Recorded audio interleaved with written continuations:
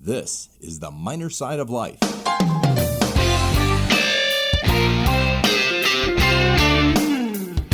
And now, Rob Sternberg. And yes, thank you, Pete. We are back, we are alive, and we are well. Thank you so much for stopping by on the minor side. This, of course, is where we talk candidly about the business and promotional aspects of minor league sports. Each episode, we'll talk to an extra special guest, and today is no exception, who's either worked or is working in a minor league office or played or performs on the minor league stage. We'll talk about how they got into it, and what they've learned, and some opinions and personal stories along the way. If you've worked in minor league sports or want to know what it's like, then this is the show for you. For me, from the Texas League and the Eastern League to the PCL, the IL, and eventually the Southern League, my friends, or the AA South, as it were, for now. Can't wait to tell you about all that. On this show, here as always, I will bring over a decade of minor league baseball stories and experience to the table. Very much looking forward to sharing them with you. We are on Twitter, Facebook, and YouTube at The Minor Side. The Minor Side. We appreciate the follow, and we know you haven't listened to the full episode here, but just a gentle reminder, gentle. Christina reminds me to be gentle. So, gentle reminder. If you think we did a good job, kindly leave us a review, if you would, wherever you're listening. Gentle. Happy off season to those of you who are celebrating. I'm about done with the decompressing here in the Rocket City, and I'm diving right into it now. I must say, though, with the occasional day off here and there this week, we are headed to the promised land, Asbury Park, New Jersey, for what turned into an impromptu getaway. And although we are less than 180 days away, just checked, from opening day, and I really feel this is where you can make it, right here in this spot. If you're a minor league team or a major league team for that matter, there's enough time in front of you that you can do anything. And especially at this point, enough time to do it well. We can always do anything, especially on the minor side, but do we have enough time to do it very well is one question I feel like we kind of have to ask ourselves a lot. We can do anything right now except order New Era hats for opening day, I guess, and total rebrands, new uniforms. Yes, deadlines have passed, but in general, this is the time. Lots of stuff to get into. This episode is presented by Promotional Adventures. We'll tell you a lot about them as we go. But first, we'll tell you about this one. I'm very much looking forward to talking to my friend Mark Zaiger. Mark and I have a lot in common, but we also can be sort of stark contrast to one another as well. Mark is now in his 12th year with the Northwest Arkansas Naturals, the AA affiliate of the Kansas City Royals. There he rose from account executive to group sales manager and now sales director. I met Mark when I interned for the Naturals in 2011, and we'll bring him on now fresh off a AA South championship. Is that right, Mark? That is right, Rob. And, people always ask me what my career goals are, and I've wanted to be on this podcast really since day one when you told me about it. So I've worked in minor league baseball for about 12 years, and now that I'm here, I feel like I've finally made it. So I appreciate the opportunity. Well, the pleasure is mine, of course. And it's always a pleasure to talk to you and catch up. We haven't talked in a while, and I don't want to say that was by design, but now at least we have a hell of a lot to talk about. So we'll get right into it. You made the playoffs this year. From what I understand, at the very last possible day, you had one of those play-in days where so many games were on the line. And it turns out you pulled it out. And we were kind of having a discussion about when you put playoff tickets on sale. And I want to get into you and your personal career trajectory and stuff like that. But to me, this is a great topic. And I don't want to necessarily say I'm going to put the screws to you, but I am going to ask questions in regards to this, if you don't mind. So you were going into the playoffs on the last day of the year with a chance to make the playoffs. And my question was, when did you have tickets on sale? Yeah, so it's a good question. In normal years, hopefully we know a little further in advance we're going to make the playoffs because it allows us to put tickets on sale a little bit earlier. In normal years, what we do for season ticket holders, mini pack holders, our most engaged fans, is we put ticket packs on sale where they get basically every playoff game as part of a ticket package. And if time allows, we could put groups on sale and equivalent. How it worked out this year, it was a very strong league, very competitive, a lot of really good teams.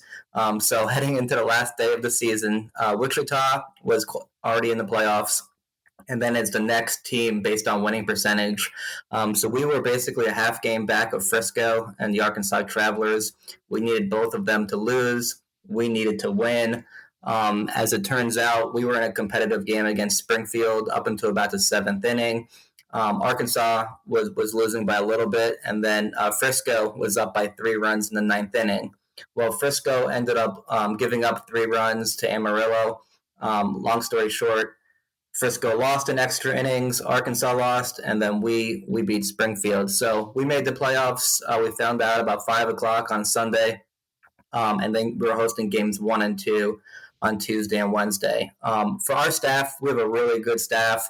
A lot of us have been here at the ballpark for a while, so we kind of know how the playoffs go.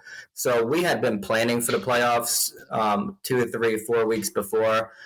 So we had all of our pricing ready to go, all of our marketing plan, our sales plan ready to go. But officially, tickets didn't go on sale for the playoffs until Sunday evening. And then we were hosting games 1 and 2 48 hours later. Okay. Now, and from a sales perspective, I love the opportunity to ask you this question because you'll give me from the sales side. And full disclosure, I broke my teeth. I wet my teeth. I don't know what the saying is. I started with the Northwest Arkansas Naturals, right there in Springdale, with you and Justin and Eric, of course, at that point, Edelstein, the general manager, and then left and came back. I started as an intern, left and came back. So I'm definitely familiar with you guys. Still not bending on the y'all. So definitely familiar with you guys. My question is, why not put tickets on sale earlier if you think you have a chance, even a slight chance to make it? Yeah, for us, normally we do. This was the first time we ever waited this long.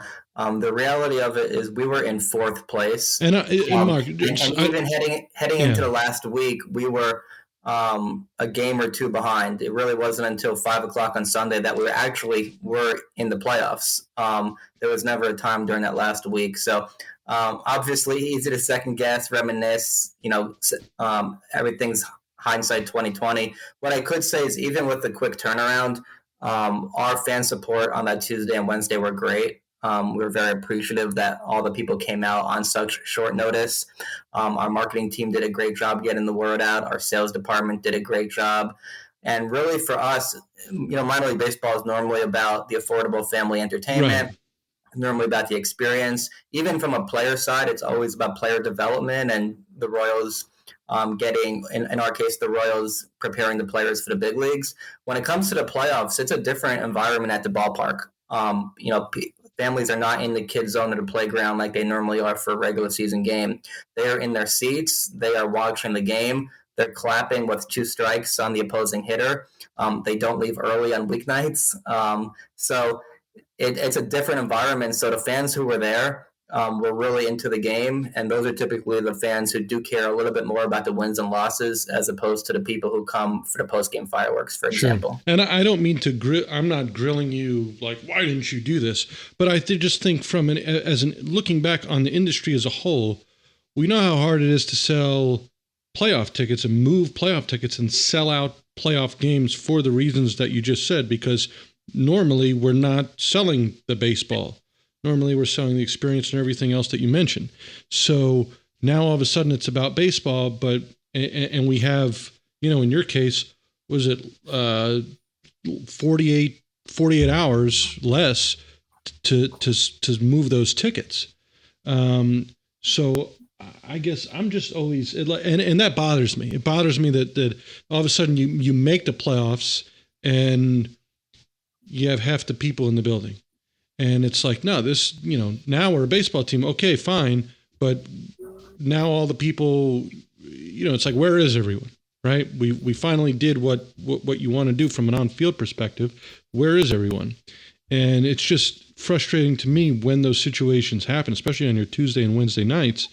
So it's like, I guess I'm always pushing, and I did it this year, and we didn't make the playoffs. We wound up collapsing at the very end. So in retrospect, it was a good thing that we didn't do it, but I was certainly pushing for it in that you put your single game tickets, put your playoff tickets on sale, and you could always refund them, or you could just roll the credit over. So I'm always, if there's a hint of playoffs, to me, it's like, why not do that? You have another opportunity, because you need so much sales time to sell a game, right? So why are we going to cut our legs out from underneath us when those are options? It's all a very good discussion, and we had those discussions a week before the playoffs, 2 weeks before the playoffs. For us, we were looking at what percent do we have of making it, and if we thought it was a good percentage, obviously we would have put tickets on sale. We thought we had a really good team, but when we're in fourth place and only the top two teams make it, we had a really strong finish those last 2 weeks. And what we ended up doing was starting on that Friday with 3 games left, we were still in fourth place. But we started sending emails out to everybody saying, hey, if we make the playoffs, this is the link for tickets. This is when game times are. This is when promotions are. So while we didn't actually put tickets on sale, we started communicating that on Friday. But even on that Friday, we were still in fourth place. And we kind of needed a miracle to get up to second. But exactly what you said is normally what we do in normal seasons and normal situations, where for games that are not played, we want to make sure our fans get the full value of their tickets. So, whether it's a refund or credit for 2022 tickets, we want to be flexible and accommodating for our fans. But we were just kind of playing a numbers game. And if we would have put tickets on sale 2-3 weeks before, we thought that would be mixed messaging if we're in fourth place and, 3-4 games behind a few other teams that we had to hop over.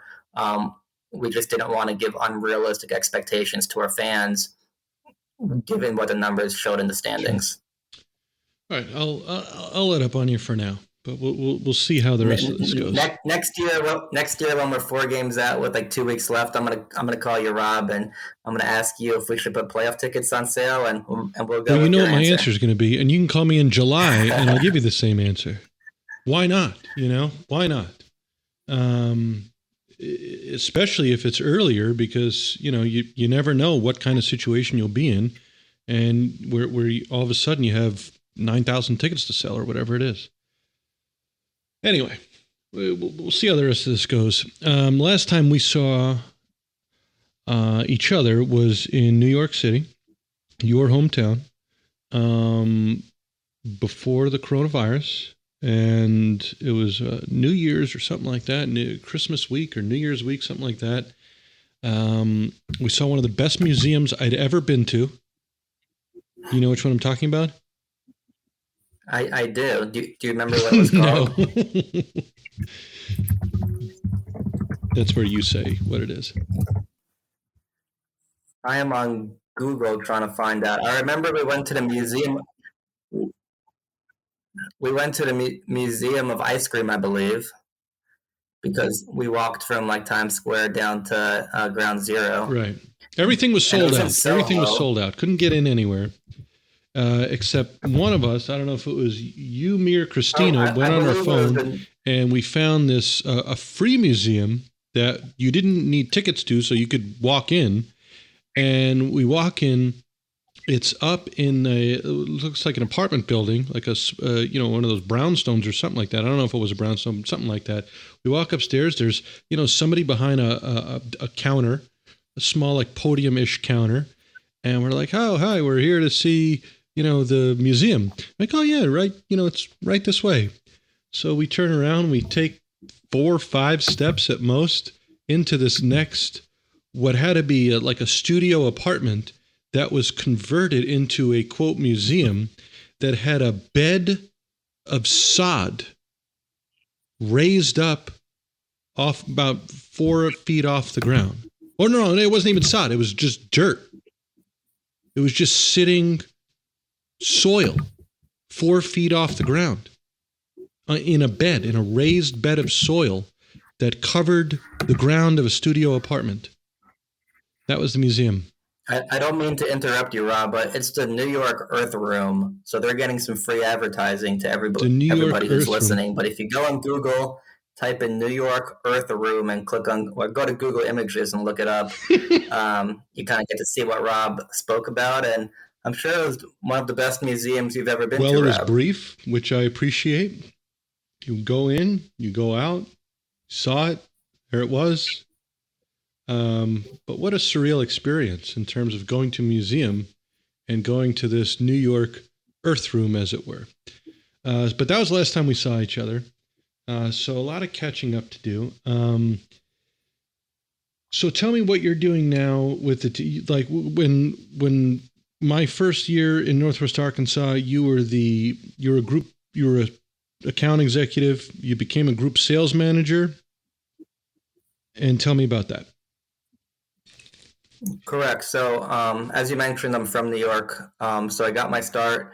I did a couple internships when I was in college with the New York Yankees affiliate and a Philadelphia Phillies affiliate. And then I got hired by the Northwest Arkansas Naturals at the end of 2009. That was right after their second season. Thought it was a really good opportunity for me to grow as a professional, but also a relatively new team that's basically coming off their second season. So that honeymoon phase is kind of over. So I got hired back in the end of 2009, and I'm still here 12 years later, kind of running the sales department. So all of the tickets, sponsorships, groups, and suites kind of falls under my umbrella. And then we have a really, really good staff here in Northwest Arkansas that makes me look good sometimes. And we have a really, really supportive community here in Northwest Arkansas that's unique compared to some other markets, just because of Walmart's headquarters here. And then all of the consumer brand companies that have offices to cater towards Walmart.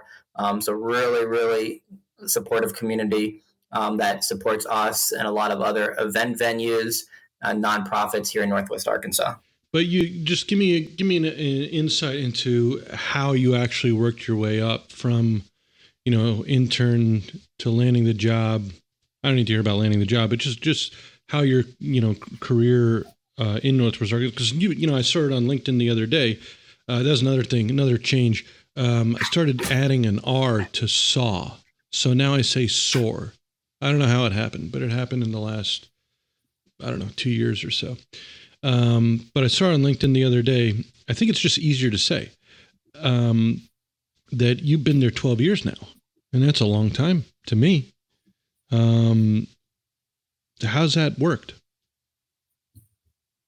Yeah, no, it's, some of it is being at the right place at the right time, certainly, as you kind of work your way up.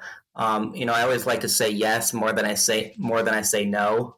So when opportunities come up, when events come up, I always like to say yes more than no internally. Obviously being available for our fan base and our customers, because that certainly helps our sales.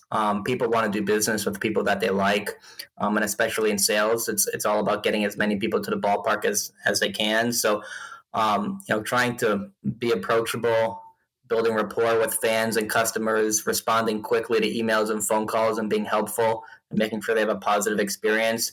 If you do all of that customer service, if you provide superior customer service, it's a lot easier when you call them in October, November, asking them to renew their ticket package or renewing their sponsorship.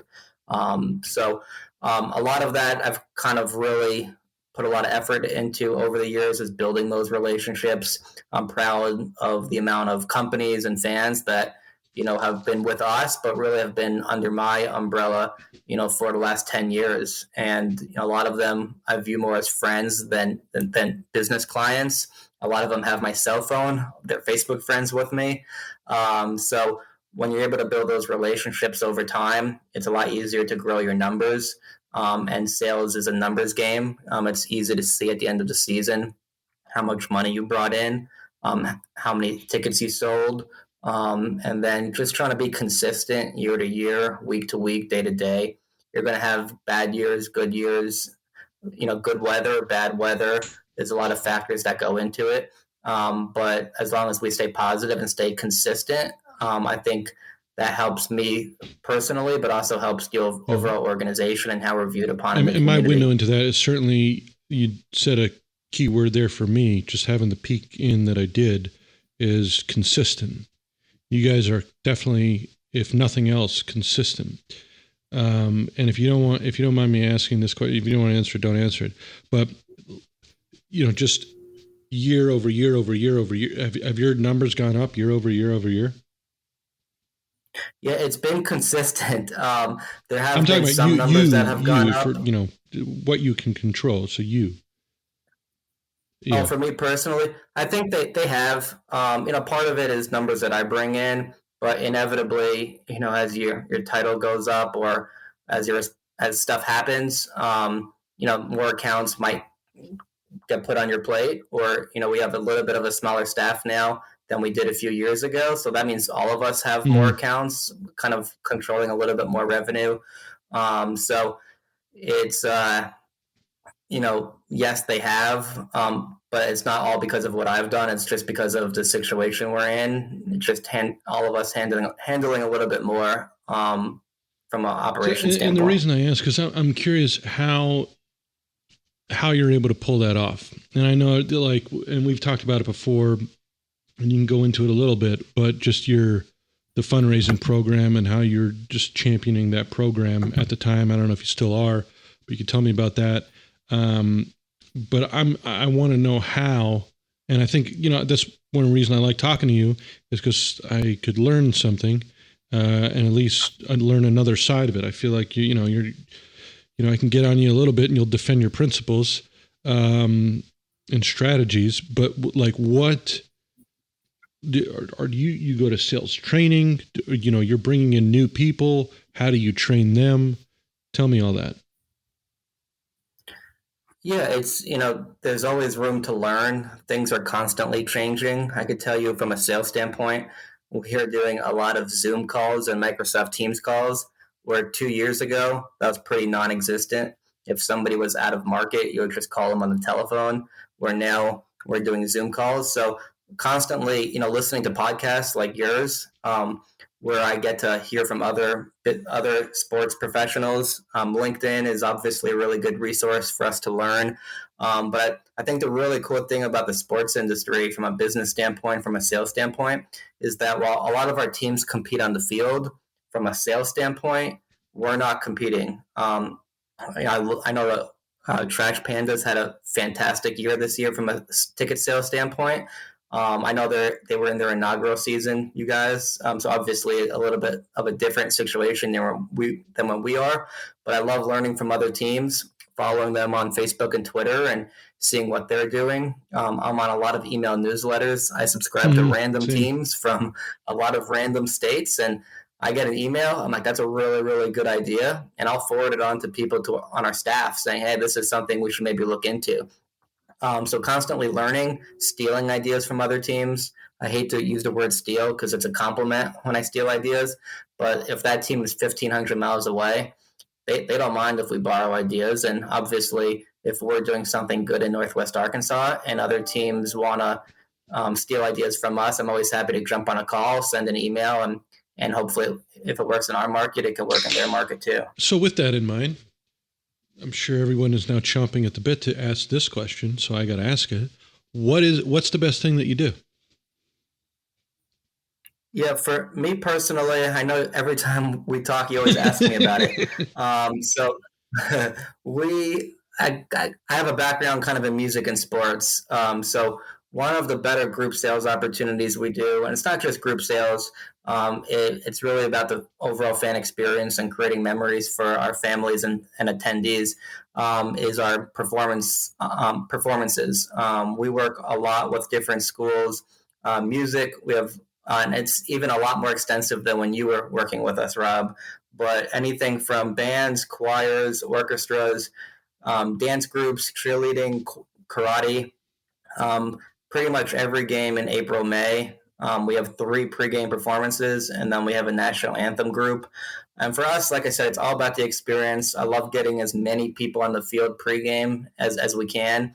This year was a little bit of a challenge due to COVID protocols and whatnot, but in a normal year, it's getting those people on the field, because if you do that from an experience standpoint, it creates that moment for that kid. It gets them on the video board. The parents take photos, they post it on Facebook, and that's a free advertisement for us. And it's something that these kids talk about all the time. Years later, they say, hey, I went on the field and I performed and I was on the video board. And it's important for us to obviously be good partners to these schools and performance organizations. And sometimes they kind of get left behind a little bit from a budget standpoint. So we do make it a fundraiser for the schools where they get to keep a large portion of the ticket sales. What is the split? Pretty much every year pre-COVID, we had been raising over $100,000 annually for these schools. So if you total it up since we started it about 10 years ago now, it's over $1 million raised. So it's my favorite program we do, just getting as many people on the field, giving them the opportunity to showcase their talents, showcase their school. And for most of these music departments, they tell me it's really the highlight of their entire year. So a win-win from a group sales standpoint, but also just engaging the schools and these families, which are really the bread and butter of what minor league baseball is about, families with kids. Couple notes. Because I've talked about it in Omaha, I've talked about it in Lehigh Valley. I'm sure I've talked about it here. You specifically, and this program, and just explaining that. And here, so this year we had Field of Dreams. It was called the Dream Team. But the deal where you have a local Little League team, they have a group outing. The kids go on the field before the game. You sell the sponsorship to it, introduce them pregame. They ordinarily would take the field with the players. Field of Dreams, Dream Team, whatever you want to call it. So we did that probably 2/3 of the way through the year. Somebody in our office goes to me, there was some story where they double booked the day. They double booked the Field of Dreams teams. It's like, no, there's no double booking. They could both come to the game and do the promotion for both. We'll introduce one team and we'll introduce the other team. So it's all good, right? So a lot of what we went through this year was certainly, I wouldn't say a lot of things like that, but there are a good dozen or so events like that where you're like, it's your first time through. So just kind of getting used to that. But I tell the story with you where, pregame, you're leading some choir or chorus or band down onto the field. So, you're coming down from just to the left of home plate, open the door, bring them escort them behind home plate. They do their 3 songs. I'm going to ask you the 3 songs in a sec. Then you walk them off. We do some more pregame reads and videos, whatever it might be. At that point, you're just on the concourse picking up your next performance group to bring them down the stairs, bring them behind home plate. They do the same deal, probably the same songs. They're done. We go back to our pregame. Maybe we're doing starting lineups, whatever it is. You're walking them up the stairs, and then you're one last time bringing a third group down to do the national anthem. One thing I do love here, and I'm just to cap it off with that, is bless it. Bless it. That is what you're describing. And to me, that's how you do it. That's how you do exactly what you're doing. So I love that. And to be fair, the idea that it is a fundraiser. Now, granted, you're doing it on Tuesday, and I know this has been thought through. So I'm not, going to probably ask you something you haven't already considered with respect. But the idea, and this is something that I kind of got first in Omaha, because when they moved from Werner Park, from Rosenblatt, where where they had 30,000 tickets to sell, is the idea of discounting tickets and not discounting tickets. So do all those people that come through then say, well, we go once a year, and I don't know how many times the average fan comes, the average Naturals fan comes to the ballpark, but is the one or so time a year that they come to the game a time that they're spending that you're not realizing the full ticket value? Yeah, it's a good question. For us, it is a discount because it is a fundraiser. What I could say about it is the larger the group, the more money they do raise. So if it's if a group is 400, 500, 600 tickets, well, they are getting a bigger discount. But then again, it is 300, 400, 500, 600 tickets for that. This program, it does get a lot of first timers to come to the ballpark. So maybe people who, for whatever reason, they've never been, or we are getting schools that are 60 to 90 minutes away. And you get a lot of first timers because they come, they want to perform, and then they have a good time and they come back. We also see, it's hard to measure exact per caps, but we do see a lot of these kids. It's a really cool moment for them. Their parents are proud. Their grandparents may have flown in. So they go to our team store, or they buy the novelty items in our concessions, the funnel cakes, the ice cream, the snow cones, in addition to just a hot dog and soda. So while we are discounting it, the people paying for the tickets are actually paying full value. So they're not getting a discount per se. It's just the school getting a discount. But these families are paying full price for tickets. The performers pay for a ticket, so they're not getting free tickets. Obviously, a large portion of that ticket sale goes back to the school. And for us, because this program is so impactful for our group sales, because the feedback is so positive, we have invested some money into it. And I'm not sure if we did that when you were here, but all of the performers get a free hat, for example, that is sponsored to offset the cost a little bit. But we do give back because of how positively received this program is and how important it is to us from a community aspect. Naturally, of course, especially in terms of your hat gift for these program participants, a good time to tell you about my friends at Promotional Adventures. And boy, is it an interesting time over there. Dustin is hard at work coming up with all kinds of unique promo items for your team's next giveaway or season ticket holder or sponsor gift, all of them custom, of course, for each team. And what I like best, and I mentioned it in the past, talking about Promotional Adventures here, but Dustin, one of my favorite qualities is his honesty and product quality. And aren't those the paramount qualities these days anyway? With the challenges overseas, there's no one I would trust with your polyresin orders more than Promotional Adventures. I'm talking about your bobbleheads, player statues, replica ballparks, and more. I've ordered them all through Dustin and Promotional Adventures and would gladly do it again. And guess what? So should you. Give him and his team a holler by emailing Dustin at promotionaladventures.com. Again, Dustin at promotionaladventures.com. And Mark, I think the key here is the end user, if you will. The person attending the game is paying full price. That's probably the biggest key in that conversation. So I'm glad you pointed that out. And no, I didn't know that you were adding. You should. The other thing I must ask about is you mentioned karate. There was a particular time where there was a sensei, I guess, and he was. You know where I'm going with this?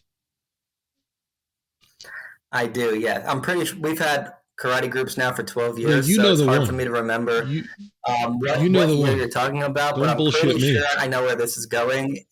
I'm actually remembering your farewell video, and this guy is in your farewell video, so it's definitely I definitely know where you're going with it. So that it has for posterity there. Do you want to tell the story, or do you want me to? I think you're a better storyteller than me. If you want to go tell the story. So it's a pregame karate performance. You bring the kids out, they do their deal. But then all of a sudden, this overzealous sensei kind of pushing the kids away. And I'm dramatizing this a little bit. Storytelling, He kind of pushes the kids away, pushes the little kids away. He's like, I'm gonna break these not 2x4s, whatever they are, that are hanging on cinder blocks, and he's got like 6 or 7 of them stacked, and he's like, Wah! and they don't break. They don't break. And it's kind of getting awkward. And I'm in the control room getting, the kung fu fighting is running out while this is happening. And he's going, Wah! And he just keeps trying to break these 6 or 7 boards, and they're not budging one bit. The music runs out, and that's what really made it awkward. But I'm like, you know what? Let's see what happens here. So the guy he starts throwing boards off, and they're still not breaking. So he throws 2 off. He's down to 4, slams it with his forearm, not breaking. Throw another one off, down to 3, slams it, not breaking. Finally got down to 1 or 2, slams his wrist through the 2 boards, and there was almost nothing left of his forearm at that point. He was just driving jelly armed through the boards, but by God, he did it. Did he come back next year? I'm not sure if that gentleman came back. I'm pretty sure his hand was never the same, or arm was never the same. But that group actually has made that an annual event. So they perform every year at our game. They do a fantastic job, very entertaining, very unique. And I know our staff looks forward to it every year. But the staff who has been with us really since 2013 still talks about that moment. So the lore of Naturals history, out of all the baseball we've played, all the great moments we've had, that moment might get talked about as much as any. And I did find your farewell video. It's on YouTube. So if you look up NWA Naturals 2011 and 2013, it's on the Rob Sternberg page. It's not the full video of this guy, but it's at the 210 mark. If you want to scroll to 210, you can kind of see what you're talking about. You mentioned that video is people are still watching it. I'm just trying to get the views up on your YouTube page. We'll have to add it to the minor side one, though. There's a minor side YouTube page. Did you make a farewell video when you left your other team? No. Only for us? No, because I don't want to say I didn't like them as much, but to a degree, I've been at 5 fucking teams. So they're like, which team or which city was your favorite? I describe it as you can't pick your favorite child, I would imagine. But, that was my first opportunity in baseball. There are things that, I'll never, ever forget. And not to say that, there's things I'll never, ever forget from the other places, but, there's nothing like your first time. And in case you don't have a first time, you can go back 2 years later and do it again,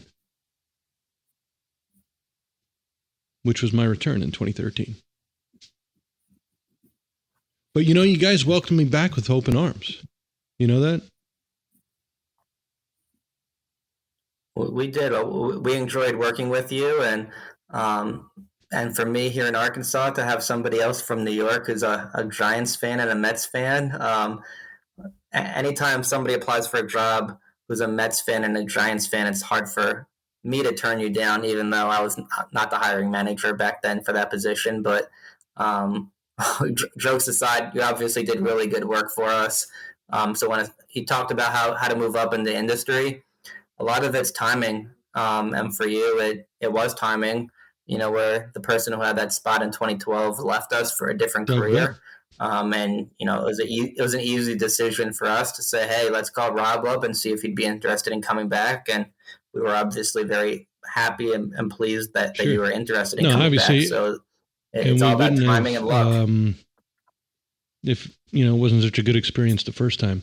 I referenced living down there. We had a player this year that made some headlines in regards to the basically living situation of minor league players. Kieran Lovegrove. And, this was kind of going on. I don't want to say it was going on all season, but like there were spots here and there where, oh, this guy from The Athletic is going to be here today. This guy from the New York Times is going to be here today. So that was, a couple of dates out of the year. There was, I don't want to call it a distraction, but, this was happening. Certainly a distraction for the Angels and Jay Bell, our manager, maybe some of the players on the team, but us as well as an office is whatever. Long story short, he winds up coming up to the press box, like meanders up there, like he's on a tour with, I think, the guy from The Athletic. And he's wearing a mask, so I didn't know who he was at first. And he like pokes his head into the control room. He's like, "Oh, you mind if I look around?" I'm like, "Yeah, sure." So then I see it's him, and we're talking a little bit, and I was kind of grateful for the chance to say this because of all what the story is, what they're getting paid and how they're living and whatever. And I was like, I worked in Northwest Arkansas, AA team, in 2011, and I got paid $50 a game. And like, I'm not going to there's no big leagues for me. It's like, I'm just trying to establish a career. And I'm like, $50 a game. Luckily over there, and I gave him the full disclosure of like how close the apartments were to the ballpark and the cost of living down there at the time. I'm sure it's gone up since, but just, you talked about timing earlier, but just how you're able to, like, I was like, yeah, I got paid $50 a game and I was there from the beginning of March till whenever, and found a way to make it work. I don't know if you'd like to hear that. Yeah, I think. Well, first of all, we pay that position more. It was a different time. It was a different time. So if you want to come back as a seasonal in 2022, we'd love to have you. Pay you a little bit more than back then. But jokes aside, I think in this industry there are sacrifices to make. Especially when you're trying to get your foot in the door. It's an industry where so many people want to get into it. Very, very competitive. So you do have to make some sacrifices, whether that's, lower pay. But even as you work your way up the ranks, working nights, working weekends, working holidays. July 4th in 2020, that was the peak of COVID-19. That was the first July 4th I didn't have to work until I was like, since I was like 19 years old. So, just getting used to that. It's some of the sacrifices you have to make in our industry, but obviously I love working in it. I know you've worked in it a while now. So there's obviously a lot of great things about our industry, but certainly some sacrifices you have to make in order to be successful. To me, and maybe it sounds like I'm from another time, the get off my lawn crowd, but like, it's better that way. It should be that way. The flip side of it is just being handed something. And is that ever a good idea? I agree with everything you're saying. Speaking of working for as long as you have, I did kind of want to talk to you about just staying driven. In general, like, you don't want to get away from the rinse and repeat aspect of it, because it's easy to do, especially, going from just a full season. But what excites you now that didn't excite you even last year or the year before? Yeah, I mean, every year is different. Even though I've been here a while, we have new staff, for example. So for them, it's new, it's fresh.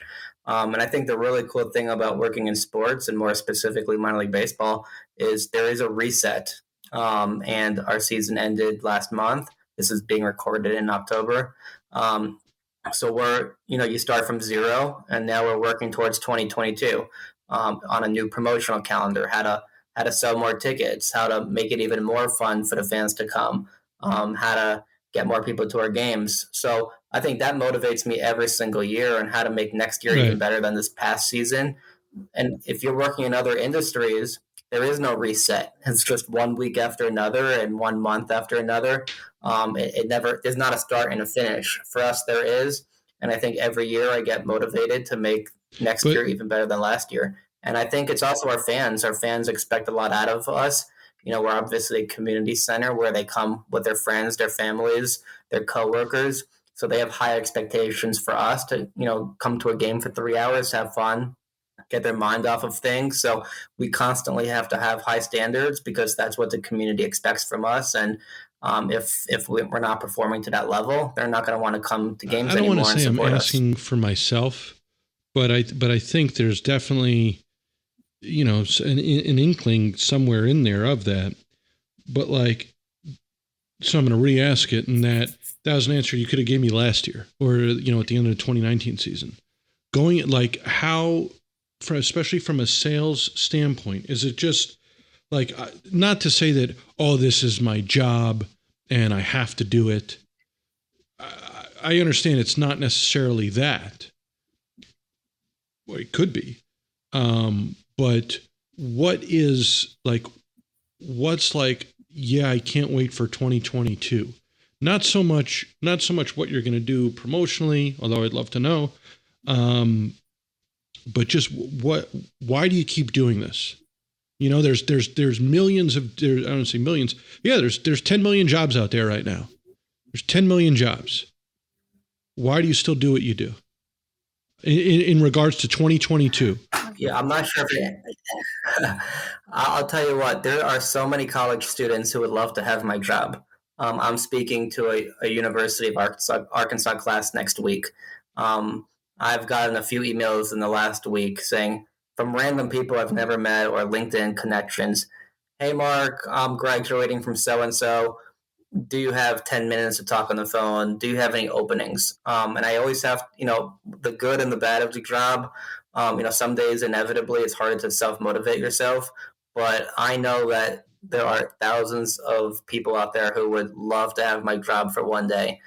So I have to be appreciative of it. I have to look at the positives of it, and I have to stay motivated to do a good job, because if I don't do a good job, there's plenty of other people I know who would do a good job and would take my position. So I think that motivates me. I consider myself lucky to be working in sports and working in baseball. My office is a baseball stadium. And, when I'm out in the community, whether it's at an event or wherever, I say where I work, people get excited. They say, oh, I went to a game and I saw the fireworks. My kids ran the bases, or my kids sang at one of your games. If you work in a different industry, people are not going to have that same positive reaction. And that's what makes it fun for me, that even after 12 years, it's not boring. And I know you said why I could have given that answer last year, but every year is different. Every year has its challenges. Every year has different promotions. For us, coming off a league title, we're going to have a lot of promotions geared around our championship year. Some of our new players, the Bobby Wick Juniors of the world, MJ Melendez, Nick Prado. We're going to be remembering this 2021 team for the next 5, 10, 15 years. So I think that's what excites me for next year. Where it is different. It's not the same as 2021. It's not the same as 2019. I just, because it's especially if you don't, to a degree, you establish a career. You've established a career in minor league baseball. At this point, I've established a career in minor league baseball. And I think a lot of people, especially when they're coming in, they don't, their 5-year plan is probably not to be working for the same team that they currently are.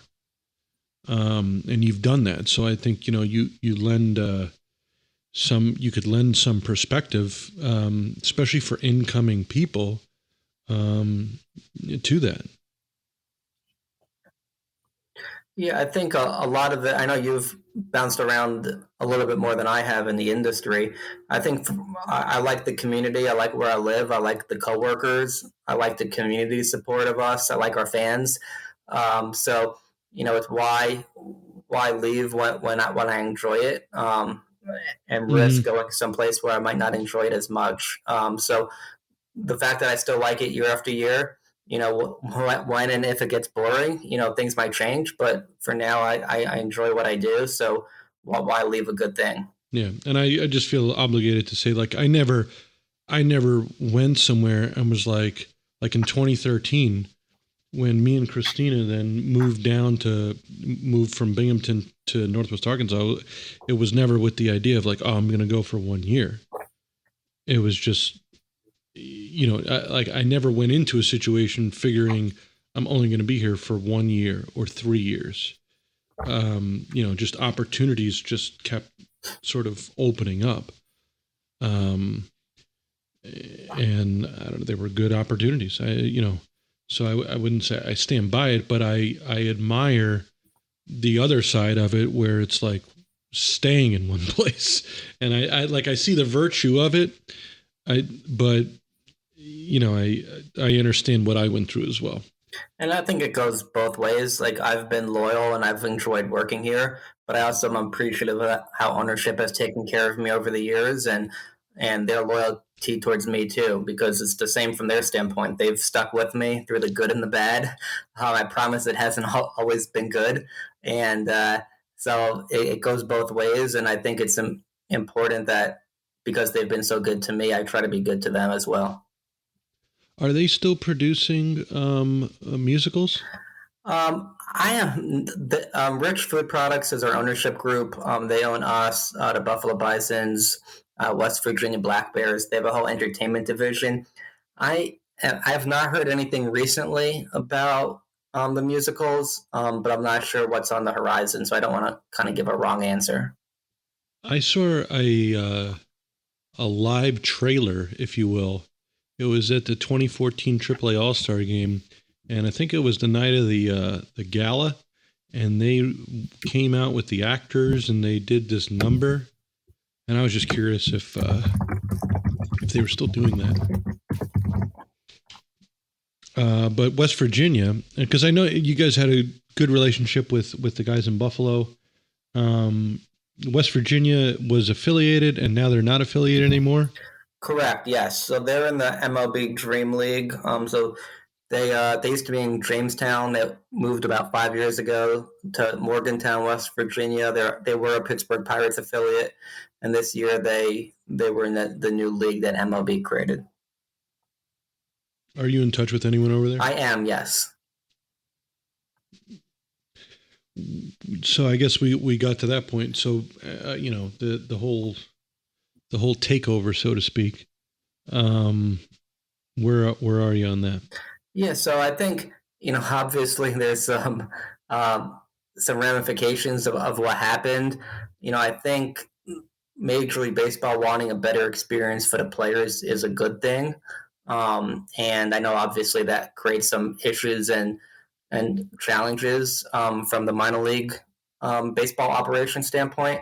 But I think creating a better environment or enhancing the environment for players is a good thing, and I think ultimately that's what Major League Baseball is trying to do.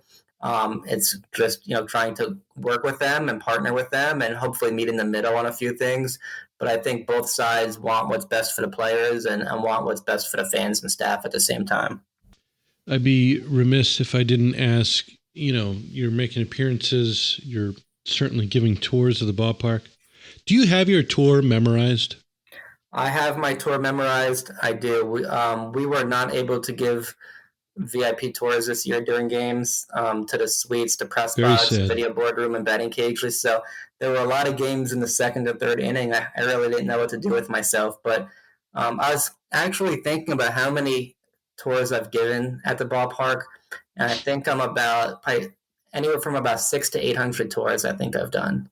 And how does the tour go? Tell me. Well, first of all, it depends who the group is. It is a slightly different tour based on if it's a large group versus like two people. It's a different tour based on if they've been to the ballpark before, or if it's their first time. Also, if they're a more baseball-oriented tour where they care about the actual players and our history, as compared to maybe a tour where it's a lot of kids who are 4 or 5 years old who just want to run around and be loud. But ultimately, it's about the experience. It's about making them feel special, getting to see the press box, getting to see the batting cages, the dugout area, and getting some VIP. We call it a VIP tour. It just sounds better than a random tour. And you would be surprised how many people say, "I'm here for the VIP tour, not just not a regular tour." Sure. Even though it's the exact same tour. You should give them a gold star as well. In addition to a kid's first game certificate, of course. And we do a kid's first game certificate, and we actually had a great sponsor this year, and they bought baseballs for all the kids too. So all the kids, it's their first game, they got a certificate, they got a baseball, but it goes back to being a marketing tool for us, where hopefully they can put that certificate on their bulletin board wall or in their living room, and now it's a free advertisement for us in their living room, for example. You put things up on the fridge. Memories for the families. You put it up on the fridge, not the living room. Anywhere in their house where it's visible and they see it every day is a win for us. Got it. I was going to ask you about dealing with sponsors, larger scale sponsors, because I go to Omaha, from Northwest Arkansas. It's like, well, Castrol sponsored the Texas League All-Star Game, and you got outfield wall signs of Tide and these major national brands. But it's they're in front of they're down their satellite offices in front of Walmart. They want to be in front of the Walmart buyers. It's kind of how that goes. Yes or no? Correct. We are in a unique market, but ultimately, whether it's a Walmart vendor or a mom and pop type, restaurant or a store that might only employ or the front porch family dining. Yes. So, for us, from a sales standpoint, yes, we're selling, but ultimately we view them as partners. And we have to, in the process, ask, what are your marketing goals? What are you trying to get out of this partnership? And for everybody, it's going to be different. Some people are looking to drive traffic. Some people are looking for awareness. Walmart is one of our biggest sponsors. Well, everybody knows Walmart. And because they have an outfield wall sign, nobody necessarily is going to be running to Walmart because they have an outfield wall sign at our best ballpark. Their goal is to, support the community that their employees live in. And a lot of the Walmart employees come to our games.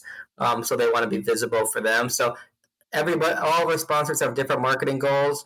And for us, it's up to us to create a package that's a good fit that helps accomplish it and provide superior customer service so they want to renew or even add to it the following year. Yeah, and with that, I think it's why it's important for somebody to not always just approach it as, oh, well, you're looking to drive traffic to your stores. Sometimes, like you're saying, it's more of a community relations aspect, and there might be a community relations budget for something like that. So there's different pockets you could kind of draw from on that in terms of building out what the partnership is. I talked about the tours. I got to go back to it. You go to the press box because we don't. To be honest, on our tours, we don't. The press box is not seen. Not that I need to be shown, but to me, it's. I mean, I see it every day, so it's not as impressive to me. But I know seeing it for the first time, it's impressive, right? You take people to the press box. How does that go? Yeah, we take people to the press box, and you talk about it not being special because you see it every day, and that's something I always have to remind myself of. We talked about some group experiences being on the field. I'm on the field every day, for different programs and pulling tarp or whatever it might be. But for a common person, being on the field is a big deal. Being in the press box is a big deal. Getting to see all of the equipment give me the line. Deal. Give me the press box line here. So when I go into you're probably referring more to the video board room. So when I go to the video board room, my main line is, "This is where all the magic happens." I forget if I used that back in 2011 and 2013, but this is where all the magic happens. Yes. I have a quote in the press box. There's a 8x11 piece of paper that's scotch taped to the wall with my face. And it says, "Welcome to the press box. This is where all the magic happens." Can you send me that picture?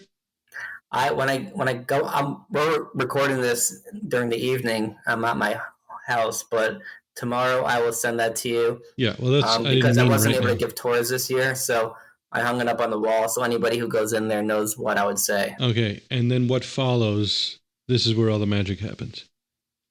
I typically point out what each person in that room does. And then if it's a kid group, sometimes I do ask for music requests or song requests. Once and again, when you making them point feel to special. the person who plays the music, what do you say for that person? I would say this is the person who plays all of the songs, all of the walk-up music, all of the sound effects that you hear. So you don't mention any specific songs? I do not. Okay. Well, I'm obviously digging for something. Sometimes I'll say this is the person that makes your hands clap because we play I Can Make Your Hands Clap. Oh. So that is the person who makes everybody's hands clap. Right. Sometimes as I'm doing the tour, if appropriate, they will play a sound effect as I'm telling everybody on the tour what they're doing. Right. So that way I can be like, that's the person who, makes the glass break, or this is the person who makes a cow noise, because we are near a lot of grass and a lot of cows. Still. But that's typically what I say for the music person. Well, my experience, you would mention a specific song, and you'd say, "This is the person that plays the YMCA," and it was always incredulous to me because I never played the YMCA.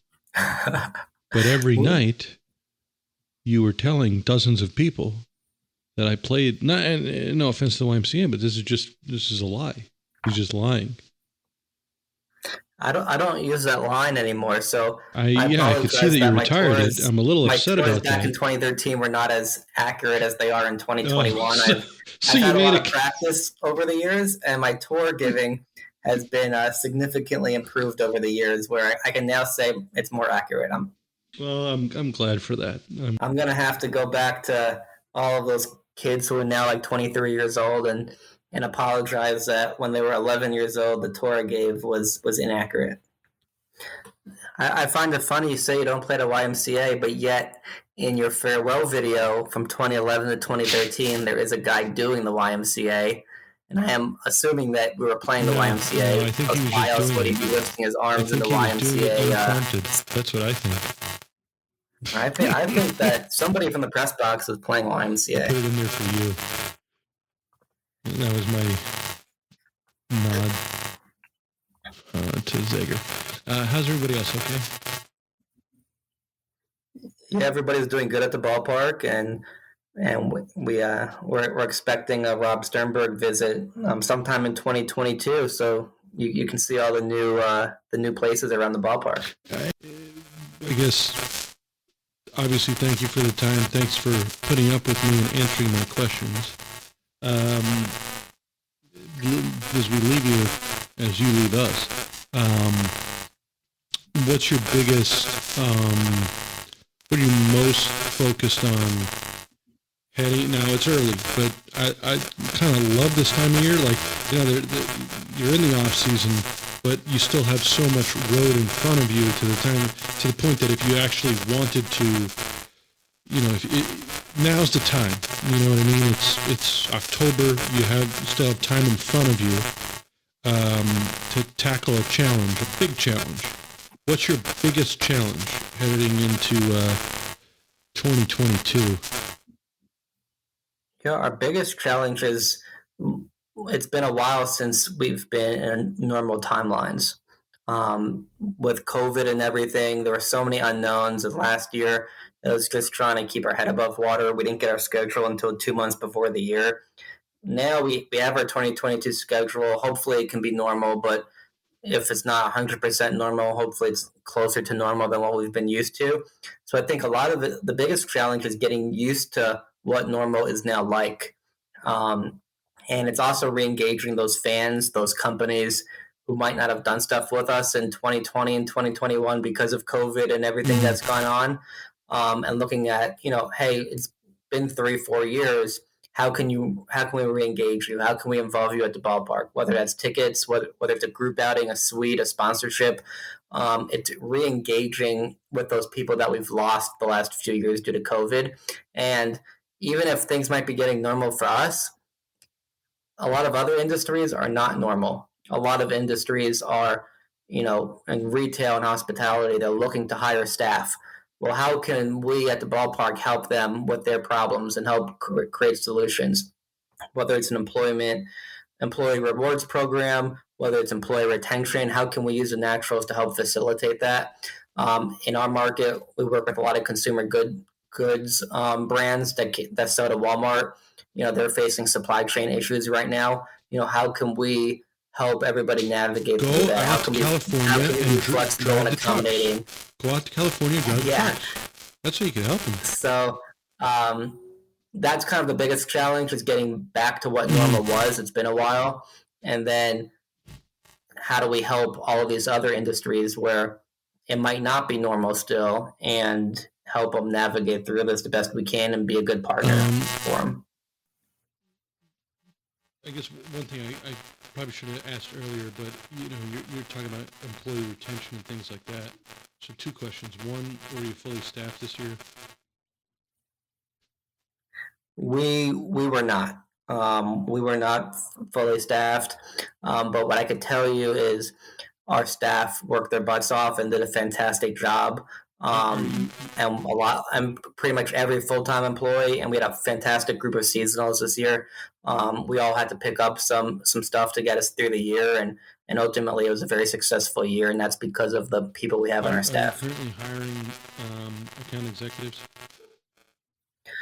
We did just hire 2 new account executives, 2 sales reps in the last 2 months. We likely will be hiring more. It's not super imminent right now, but likely we're still kind of filling in some holes and trying to prioritize the order of adding more staff. Okay, well, good for you. You mentioned earlier that you've been there 12 years. Justin's been there since Wichita. Dustin Detlefs, we didn't mention him. He's been there since Wichita. So this is 2008 or pre-2008. And in all seriousness, like what is it like? How are? And there's more people that have been there for years and years, and then there's some people that there's a revolving door. I would imagine at some level. What's that dynamic, and why? In your own words, why do people stay as long as they have? Yeah, I think, and you forgot Morgan Helmer. She's our business director. She was one of the very first employees hired when the team moved from Wichita to Northwest Arkansas.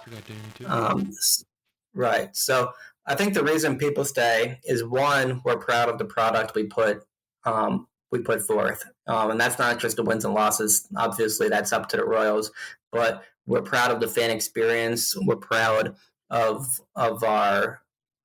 how the community has embraced us, and vice versa.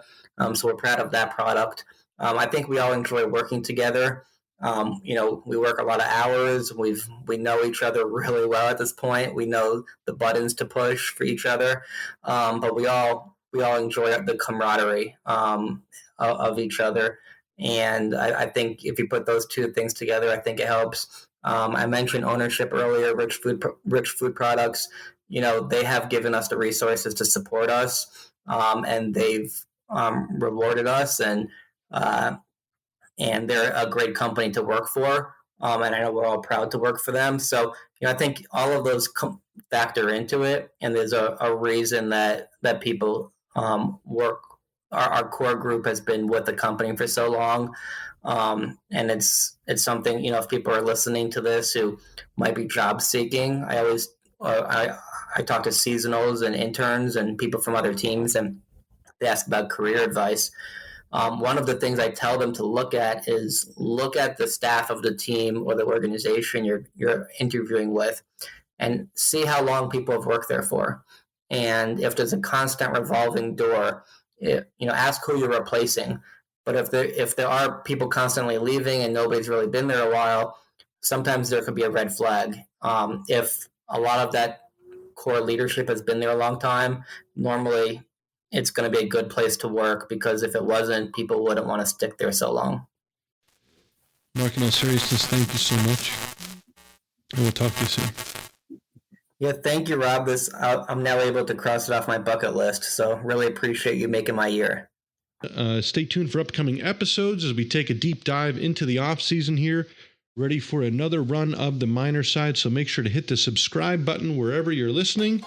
No mean to steal Pete's thunder here, so we'll let him have that. He doesn't have many lines, but in all seriousness, if you like what you heard here on the minor side, please let us know. We look forward to interacting. The show is on social media at The Minor Side on Facebook, Twitter, Instagram, and YouTube. For me, I am at Rob Sternberg on Twitter. Thank you again so much for listening. I had a lot of fun, of course. For the details, finally, here's the great Pete Candianis. He's a real nice guy. This has been a presentation of The Minor Side of Life. We kindly ask for your support of this program by subscribing to the show on your preferred podcast player, joining the newsletter list at minorside.com, and following The Minor Side on social media. Plus, you can always visit theminorside.com for exclusive content and more. Thank you for listening.